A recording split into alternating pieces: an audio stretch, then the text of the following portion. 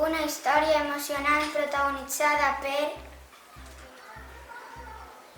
una mare, una iaia, una xiqueta amb caputxeta i una cistelleta, un leniater i un llop famolents.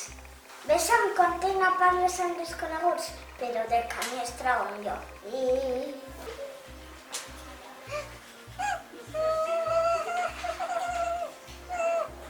Quan Caputxeta arriba a casa de la seva iaia, nota que està mal canviada. How are you, Granny? Why are you so big? To hear you better. Abuelita, ¿qué obligaciones tienes? Son para verte mejor.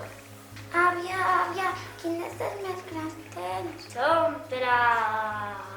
Descobrirà la Caputxeta que és el llop i no la iaia i crida a la niña que es buena policía.